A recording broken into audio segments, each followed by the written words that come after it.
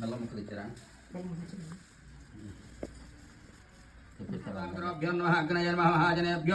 ఓం ఆచమ్య కేశవాయ స్వాహ. 3 సార్లు పరిమళపత్ర పుష్ప దూర్వాక్షత పూజాన్ సమర్పయామి.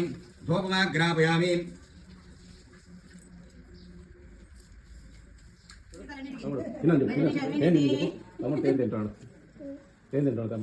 అమ్మమ్మ తాతయ్య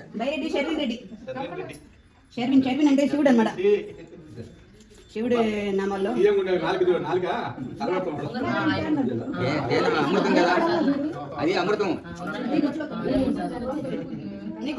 చెప్పండి.